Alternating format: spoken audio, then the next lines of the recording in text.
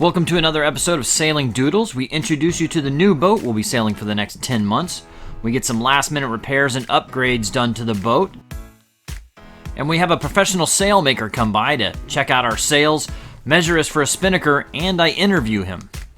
This boat was in Comox, British Columbia, and the plan is to sail it down the west coast to Cabo and be there by the end of the year. And then next spring, sail it across the Pacific to Thailand. And by we, I mean myself and our full-time crew member Laura, and we'll also be inviting you guys to join us along. Check us out at sailingdoodles.com to find out how. Hi, it's Laura, Las Vegas, almost to Bellingham, Washington. And lucky for me, it's not that busy of a day in the airport. So I'm just breezing on through, so I'll see Bobby soon. Bye. Just about 2 years ago, I had a stroke that ended my professional flying career, but I want to thank you guys, the patrons, for allowing me the opportunity to make these videos for you. Today is the big day, heading to the new boat, Victo 50 up in Vancouver. Sadly, I'm going to say goodbye to these guys, just for a little while though. I'm not, they're going to come on the trip, but I'm not going to take them up to Canada and then get them back in the United States. I'll pick them up when I get to San Francisco. So, I'll miss you guys for just a couple weeks, okay? And I'll be back. Miss you guys.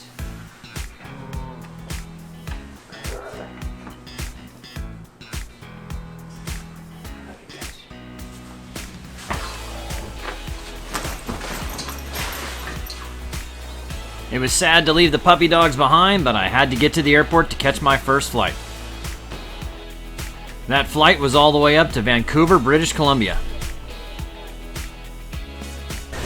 All right, on my way. Pretty exciting. Ready to get to the boat.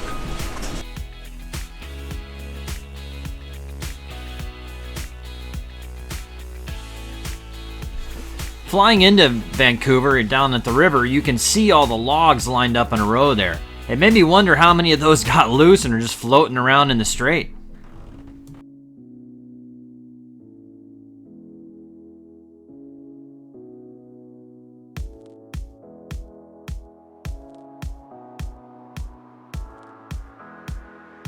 Alright, last flight to get to the airplane. Looking forward to it. Little puddle jump over to the other one.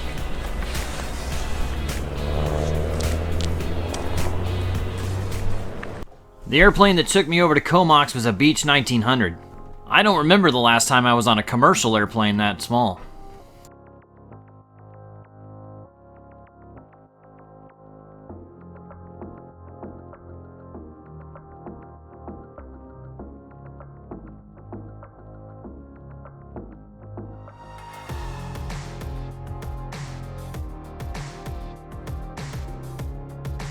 It was a quick but scenic 30-minute flight. Alright, made it to Comox. Get my bags, meet the guys from Comox Marine, and I will be on my way to the boat. Pretty excited about it. I haven't seen it yet, so I'm going to be spending the next 10 months on it, so should be exciting. Alright, so we are here at the boat. You can meet Serge. Say hi, Serge. Hello. He's going to be sailing with us for, how long are you going to stay? Do you know? Oh, until we get to San Francisco. Until we get to San Francisco, so yeah. But this is the boat. It's the White Squall. It's a beauty. They've done a lot of work to this boat.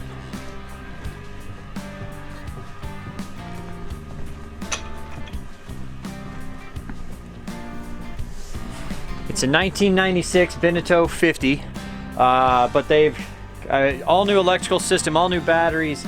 They've basically gone through all new hatches. They pulled the interior out, redid everything. It's pretty nice. I mean, hey, a lot better boat than I was on before, so I'm excited about it.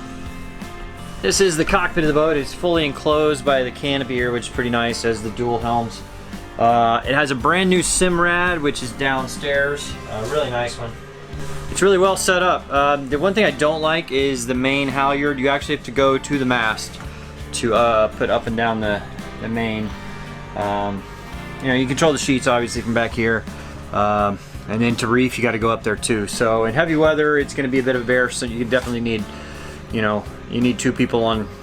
In heavy weather, you need two people on watch for sure. I have to do some upgrades to it. Not upgrades, just to do additional safety work to it. We'll put netting along the lifelines and actually run a lifeline that goes all the way down. You can clip into and everything. So we'll do that. And we're still kind of putting it together down below, going through everything, but I will show you what's down below.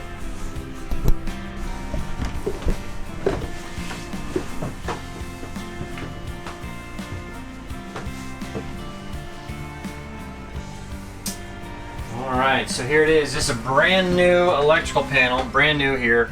It's really cool. This is the Chartplotter.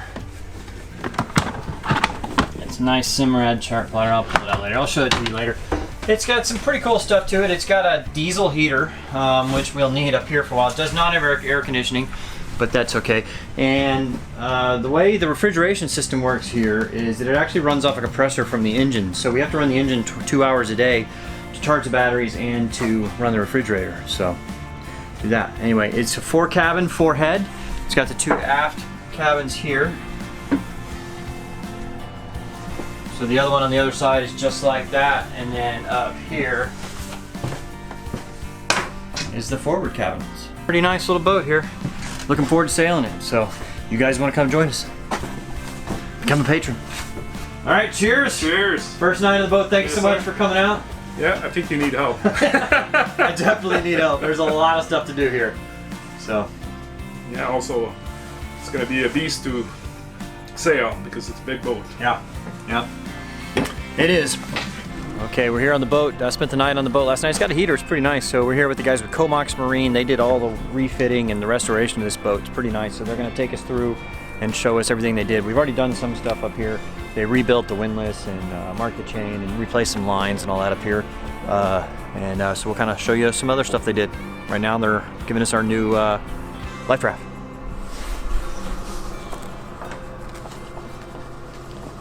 So what man life raft is that?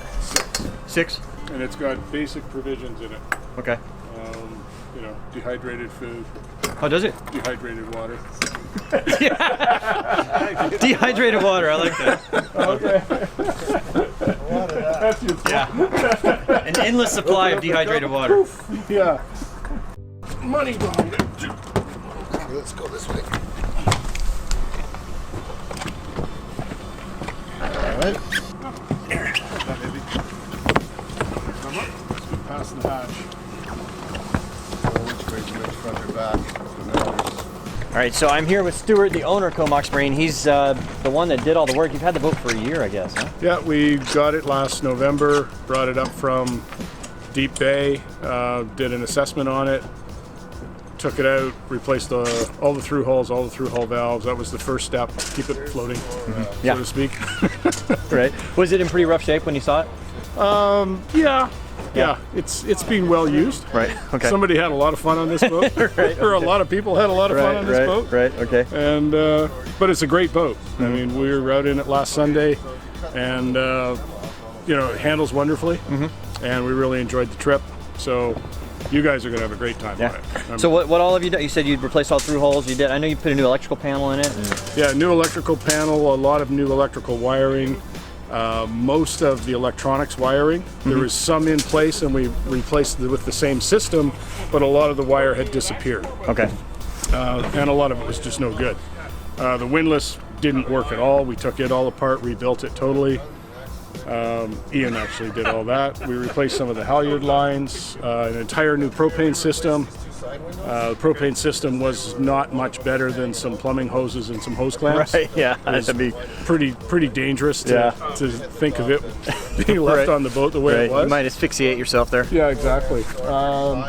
Bunch of new lighting inside. Yeah, I know it's all LED now, right? Yeah, pretty much. And then and added some cockpit lighting for crossing the ocean that'll give you guys some light inside the cabin or the cockpit area. And I know you said you took the interior was pretty much all removed and kind of cleaned and done. And yeah, there was a lot of mold inside and in against the hull of the boat, so we pulled all the interior off, cleaned all that mold off. There was hull liner missing inside a lot of the closets, and we put new hull liner back in. All the hatches have been replaced. Yeah, it's nice. Yeah, those new hatches. We added a new crane on the back for the dinghy motor and a motor mount, and we beefed up the whole back rail to take the weight of this. You could grab on the rail before and it just moved around, you know, just people using it over the years. It just worn out. So we added braces onto that. We bolted down the anchor roller the other day. We noticed it was loose after we did our Sunday shakedown cruise. And interior wise, yeah, we pulled the microwave out, we secured the shelf for it. We had the stove out, checked all it. We replaced a lot of the plumbing systems. The water tanks we cleaned. They were kind of scary inside. And they had some leaks, so we had to fix all the leaks on those. That turned out to be a lot more of a job than anticipated, and we didn't even anticipate it till we filled up the boat. Yeah. And one of the last things we did was put a new barbecue on because we realized Hey, that's important. we went out for a Sunday cruise and couldn't barbecue. Right, that's important. So, You need that. You new need that. barbecue went on. Okay. So would you go sailing across the Pacific on this boat? I would, but I'd watch my weather. Okay, all right. I'm not going to take it out in 80 knots. Oh, It no, survives. I don't want to do that either, so. Yeah, but no, after being out in on Sunday, you know what? It's a great boat. I love the boat. Oh, good. So I jump in it and go. But yeah, I want to pick my weather envelope. Yeah, well, I'll definitely be doing that. Yeah. All right. Well, hey, thank you so much. Hey, thank you. Appreciate it. Good luck, Bobby. Yeah, Enjoy we'll link the cruise, man. Thank you. We'll link to your website on the video, and so if you're up here in Canada, you need some work done on the boat. These guys are good. So. Thank you. All right. Thanks. Shortly thereafter, Daryl with Precision Sails showed up, and he was taking a look at our sails and actually going to measure for an asymmetrical spinnaker for us. There was pretty much zero wind, so why not raise the sails to give him a better look?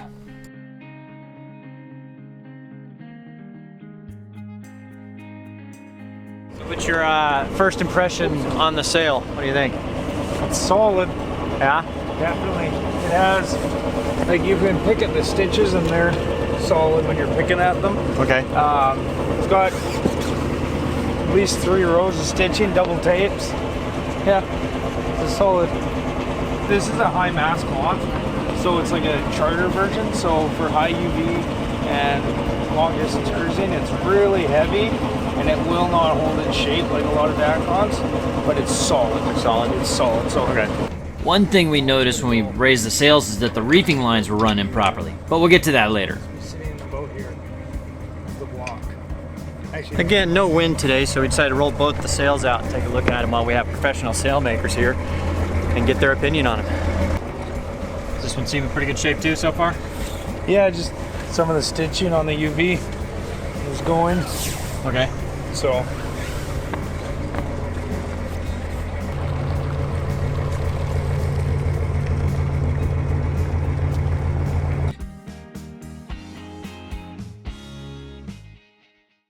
All right, this is Ron and Daryl with Precision Sails. They were gracious enough to come out and take a look at our sails today, and they're actually going to be building us a asymmetrical spinnaker, which we're kind of hyped about. So while I had them here, they checked out our rigging and everything and was pretty good. So how long have y'all had this company, and tell me about it a little. yeah, so it started in 2012. I started it myself, and we've been going hard, changing the industry. Yeah, that's good. So what is it y'all are doing that's changing the industry? I mean, what are you doing there? We have a lot of IT and technical side to our business, and it's traditionally a trade, right? So we've implemented a lot of IT into it. So we're able to get quotes out and designs, and we have amazing designs, amazing quality. And so start to finish, like if I were to order a sail from you, what's generally the lead time on that? What do you do? Yeah, we're typically about 4 to 6 weeks from when we can confirm measurements back from every boat, and that's something that we spend, I think, more time on than most other companies. What we try to do is get measurements directly from the boat, just to make sure that what we think the boat is, it actually is as she sits in the water today. And then when those measurements come in, Daryl and his crew and the design team, what they do is they compare it to the rig specs that we have on file.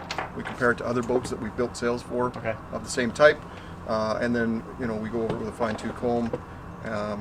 The old adage of measure twice, cut once. Right. That's how we guarantee all of our sails fit. And if there is for some reason something that goes wrong in that, we will fix it. We'll either figure out a way to fix the current sail if it's something simple like luff tape or sliders are wrong. Those are fairly simple to fix, but if it's something major, we'll allow the customer to continue to sail it as long as they can, and we'll remake the sail to make sure it's perfect. Okay. Well, that's one thing I think y'all were going to show me is how to actually measure, because I would never have any idea how to measure my own sail. And yeah, I don't know, the little form you had seemed Yep. pretty good. And they have some videos online. I'll actually be putting that, doing some video with them on that in a future video, so you can look for that later on. But okay, I think a lot of people have questions about their sails, like I did. I mean, you know, generally, how old? I know it depends on storage and conditions and all that, but how often should you change your sails, and what should you look for in a sail that needs to be changed? So in most sails, a lot depends on the stitching, obviously, and you can sort of pick at it and see sort of the quality of it. Depends what thread was used in the first place. So that is an easy one, because when a sail breaks, it's breaking at the seams and the leech or something. Where it's wearing down is a huge point. You can watch where it's hitting spreaders, keeping an eye on that, put some patching on it as well. Sails typically should be used, like a Dacron sail, 6-7 years. A lot of guys will have them for 20 years, Right. but they definitely have no shape left to them. Okay. And so there's different quality and tightness of the weaves in the Dacrons that allow it to hold its shape longer. But for a lot of cruising boats, you're not necessarily looking for as much shape and performance as durability. Right. Like the sails you have today, I was saying they're high mass material. It's bulletproof. It won't hold its shape like a lot, but it's a solid. It's not going to break, it's not going to rip, and all that. Okay.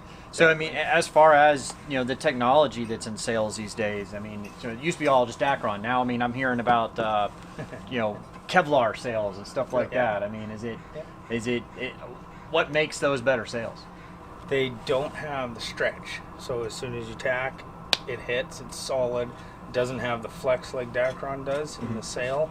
Of course, most of them, not all of them, don't last that long, but they definitely hold their shape and they get the boat moving quicker off the tack. So if you're a racing boat, you do that, but a cruiser, it'd be kind of pointless to do Kevlar sails. Yeah, Kevlar might be a little overkill, but there is a class of sails that we sell quite a few of, cruising laminates. Okay. And they're a bit of a hybrid between the two. So it takes the technology out of the racing world and brings it to the cruisers, where they take a laminate sail, not necessarily carbon or Kevlar, but polyesters, those types of fibers are a little bit softer and a little bit more durable. And then they laminate taffeta on either side of it, so that adds again to the durability of the sail. Okay. So compare it to a Dacron, it's going to outperform it. Compared to a racing sail, it's a little bit heavier, so its performance isn't going to be the same, but the longevity of it is what people are looking for. Yeah. There's also Dimension Poly put out these carbon laminates, which have a light skin, they call it. So it's a very thin film, so you don't get the weight of the cruising laminates. Okay. And it's amazing. It's great, and it looks epic. We've been selling a lot of that to a lot of the club racers, right? The guys that are looking for durability, but have the desire to have the top of the line, fastest sails out there. Right. But these things are They they're almost look bulletproof. like spider webbed almost, but not like an actual web. Okay. The whole skin, so it's kind of got like gray and black fibers. So it just looks cool. Yeah, it looks Yeah, awesome. it looks cool. Well, that's as well. Yeah. looking cool. You gotta, that's part of sailing, right? That's right. Yeah. Okay. Yeah. So your company's based in Canada, but you ship all over. Is that right? Correct. Yeah. Yeah. So we're based in Victoria, British Columbia, Canada.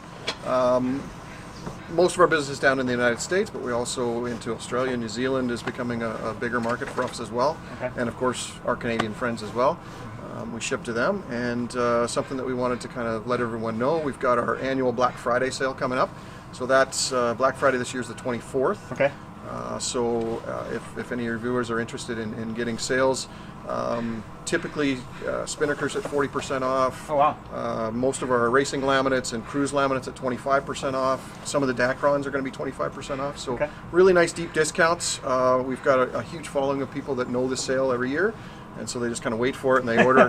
They order sales. So it's a kind of a late fall order with a spring delivery. So helps us stay busy through the winter, and helps some of our customers get into new sales, whether just getting a new sale or actually getting something a little bit better than what they typically could have got. Right. So, yeah. So just if anyone's watching, hit www.precisionsailoft.com and request a quote, and we'll turn that around in about 24 hours. We'll turn our quotes around. And all those prices will be listed there. All right, yeah. So I'll put a link in the show notes there for their website, so you can link to that too. But all right, guys, thanks for coming out. Thanks for helping me out, and looking forward to working with you in the future. Great. Looking forward to that. Have we decided what we're going to do here? It's a big asymmetrical. I think we're going to do a big kind of asymmetrical spinnaker. We're going to try to make it a little bit more easy to handle. Okay. Because you're depending on how many people you got on the boat, right? So Yeah. we'll try to make it kind of short-handed. Yeah. a little Well, bit- it won't always be the same crew, you know. That's right. So it is, you know, I mean, there'll be two of us there, but Yeah, no, for sure. All right, well, thanks. I'll send you over a 3D model of the sail when All right. I get it designed, and it's kind of nice and fun to see what you're getting. Okay, cool. Thanks, guys. Right on. All right. So the crew from Precision Sail Loft measured for our spinnaker, and I'll actually be doing an instructional video on how to do that yourself, and I'll be posting that a little bit later.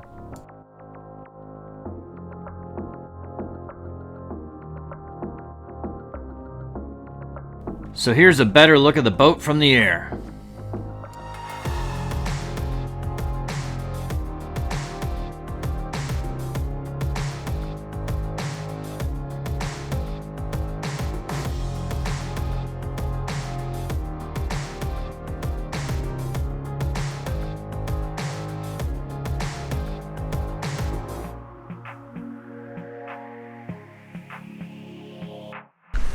Well, it's one of those things you don't think about when you're getting ready to prep a boat and all that and heading out is all the linens and things.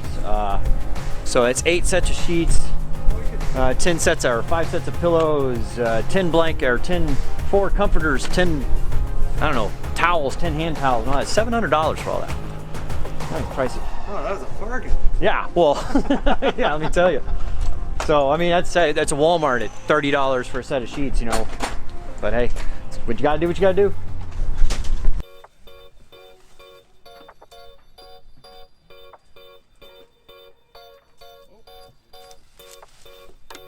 So we're hoping to leave this afternoon. We still have a lot of last minute preps we're doing. We've done a lot of stuff since we got here. We put the sail up and discovered that the reef lines were rigged wrong, so we re-rigged the lines out. Plus we're putting in a third reef. We're doing that now. They just fished a line down the back, so they're gonna put they're bringing the spool of line right now for that. So we're gonna put in a new line for that. Plus then we've installed the life raft there.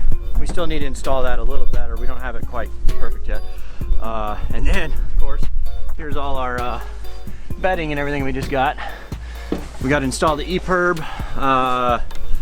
and then we need 2 new water pumps because the pumps that we have right now aren't working correctly.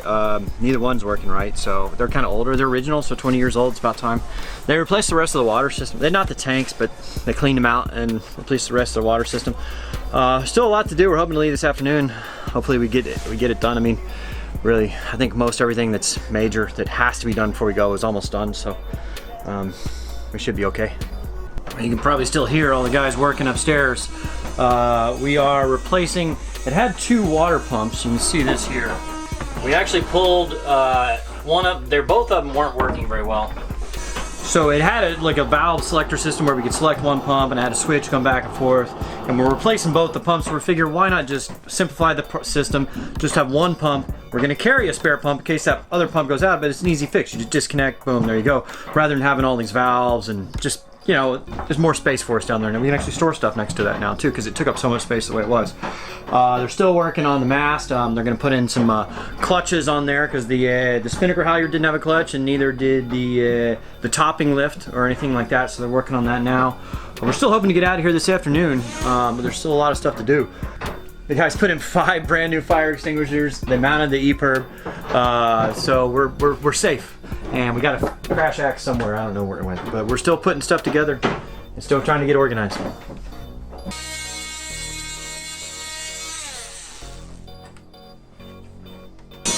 One thing we also did is got new sheets for the Genoa. A little bit thicker. The other ones were a little bit puny. They were only 1/2 inch, so these are 5/8, I believe. A little bit thicker. Should last a little longer, and they're brand new. So there you go. And we put a third reef in, ran new line for that, and so we should be pretty good to go here pretty soon.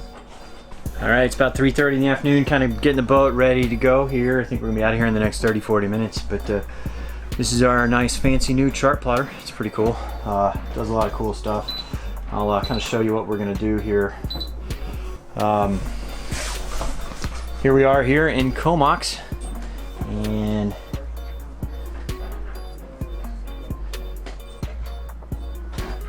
we're gonna come out here, down the channel, and out into this strait and on around down here overnight into Sydney, which is down here.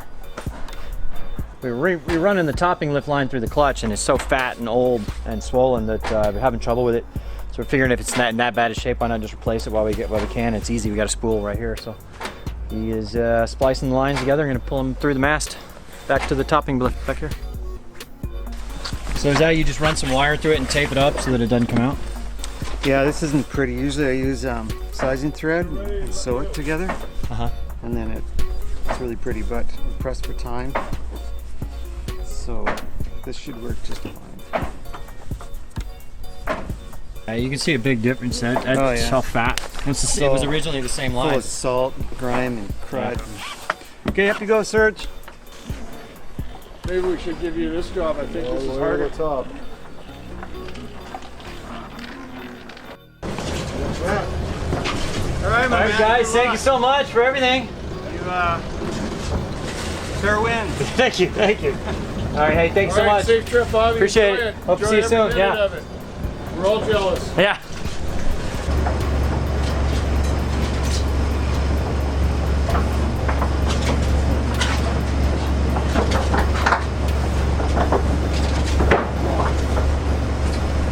All right, you're on your own now.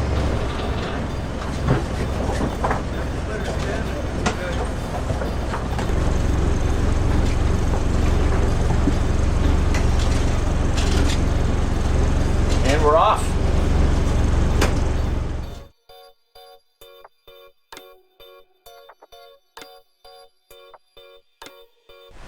Only 3 knots of true wind, so we're motoring, but hey, we're on our way.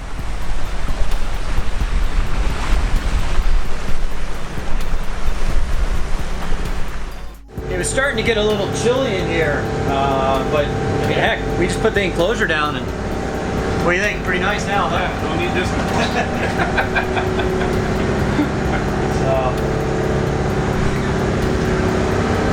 It's lovely up here. I mean, it restricts the visibility a little bit, but not too bad. We can clean that, probably make it look a little better. We get some cleaner.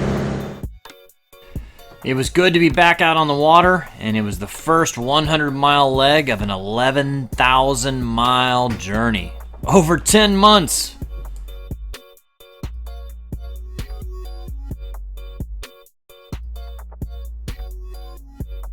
Thank you for watching, and check us out next week as Laura joins the crew and we continue sailing. Please click like, it really does help.